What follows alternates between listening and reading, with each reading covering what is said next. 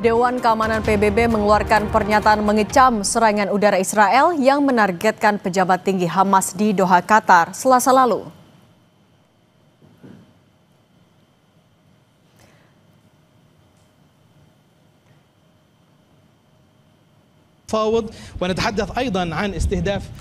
Dalam pernyataan pers yang dikeluarkan oleh Presiden Dewan Keamanan PBB, Sang Jin Kim, anggota Dewan menggarisbawahi pentingnya deeskalasi dan menyatakan solidaritas mereka dengan Qatar.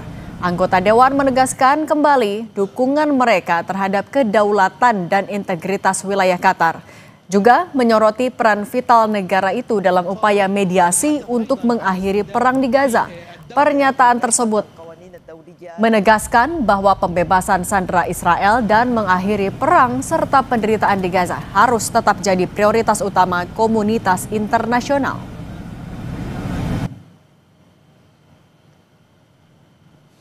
Presiden Prabowo Subianto berkunjung ke Doha menemui Emir Qatar pasca serangan Israel ke negara tersebut. Kunjungan ini sebagai bentuk dukungan Indonesia terhadap Qatar. Presiden Prabowo tiba di Doha pada Jumat sore waktu setempat di Bandara Internasional Doha.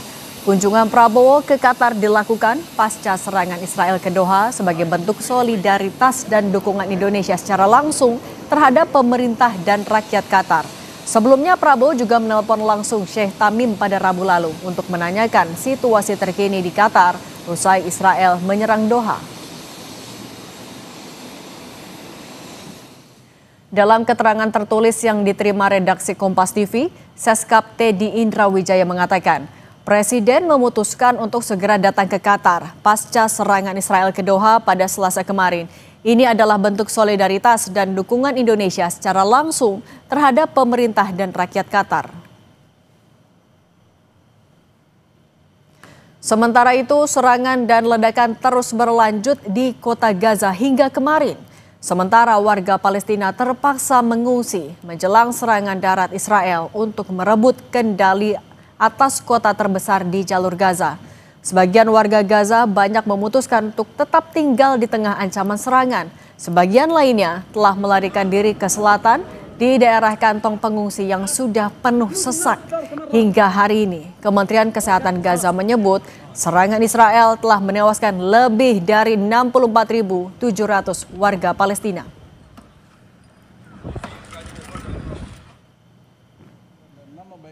Untuk membantu warga Gaza, Panglima TNI Jenderal Agus Subianto memerintahkan pengiriman pasukan terpilih TNI untuk melaksanakan misi kemanusiaan di Gaza.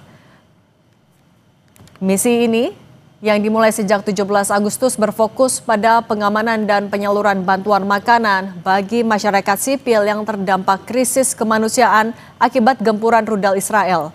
Satuan tugas dengan nama Garuda Merah 2 telah mengirimkan logistik sejak 17 Agustus hingga 9 September melalui airdrop dari pangkalan di Yordania dan Mesir dengan total bantuan sebesar 91,4 ton atau sekitar 520 bundal. Tim dari TNI ini diperkuat 88 personel terdiri dari kru penerbang dan 3 pesawat Hercules TNI AU dari Skadron Udara 31. Usai serangan Israel ke Doha, Qatar yang menyasar rumah petinggi Hamas, dunia ramai-ramai mengecam serangan ini, termasuk Indonesia. Kemarin, Presiden Prabowo juga secara khusus datang ke Doha dan bertemu Emir Qatar untuk memberi dukungan. Apa makna kunjungan ini bagi posisi Indonesia di tengah serangan Israel ke Qatar? Juga seberapa jauh tekanan dunia internasional bisa meredam ancaman agresi Israel ke wilayah sekitarnya? Kita ulas bersama Guru Besar Hukum Internasional UI, Hikmahanto Juwana. Prof. Hikmahanto, selamat petang. Selamat petang, sehat selalu. Prof. Hikmahanto, Presiden sudah nelpon, tapi juga masih datang langsung ke Doha. Sejauh mana pengaruh Presiden Prabowo Subianto menekan Israel atau dukungan dia kepada Qatar kemarin ketika berkunjung ke Qatar? Oh, ini merupakan sesuatu yang luar biasa ya. Ini penegasan.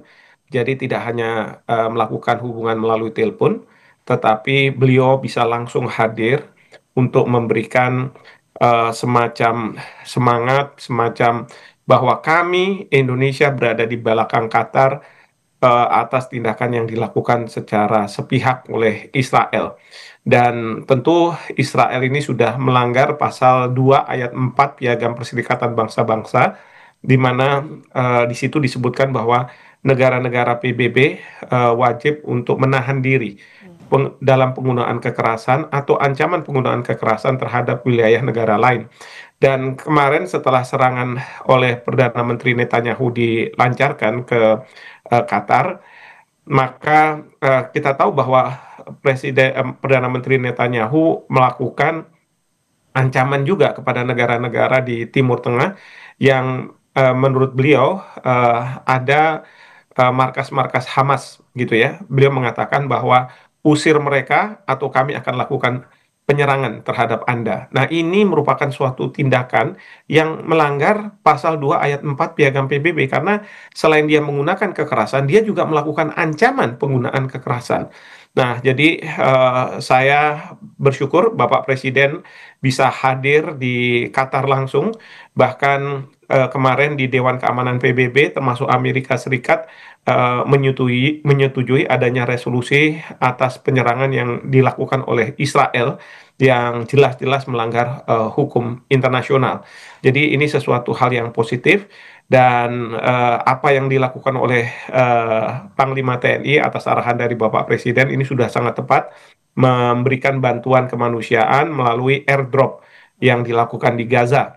Jadi saya terus terang sangat tidak masuk akal ya kalau ada pembisik-pembisik Bapak Presiden yang meminta agar kita Indonesia menerima evakuasi 2.000 orang dari Gaza.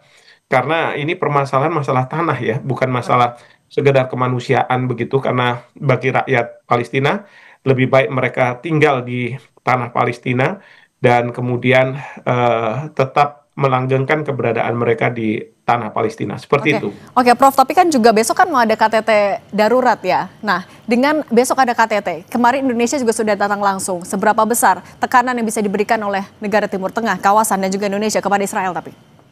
Iya, ini terus terang ini merupakan tekanan yang sangat luar biasa. Jadi yang selama ini Israel bisa melanggeng gitu ya untuk melakukan serangan-serangan, apakah itu ke Gaza sendiri karena diidentifikasi oleh Israel ada Hamas di sana, atau di negara-negara Timur Tengah, bahkan juga melakukan serangan ke Iran. Nah, ini yang kemudian membuat reaksi dari banyak negara, termasuk negara-negara Eropa, dalam waktu dekat bulan September ini, Prancis, kemudian juga Inggris akan melakukan pengakuan terhadap Palestina sebagai sebuah negara, demikian juga Australia.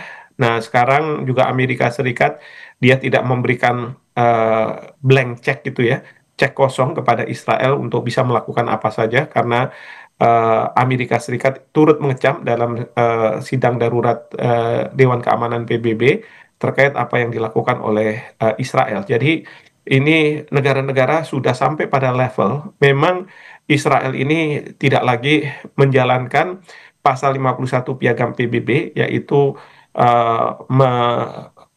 menjalankan haknya untuk membela diri, tetapi sudah sampai pada tingkatan yang tidak proporsional untuk menjadikan alasan pasal 51 Piagam PBB, karena sudah menyerang anak-anak, perempuan, orang-orang yang tidak terlibat dalam perang ya. Jadi eh, tujuan dari Israel tentunya kita tahu bahwa tujuannya adalah mengosongkan Gaza sehingga Gaza nanti akan dimukimi oleh warga-warga Israel, dan itu berarti bahwa rakyat Palestina akan dijauhkan dari masalah tanah yang mereka sedang perjuangkan untuk mendapatkan kemerdekaan.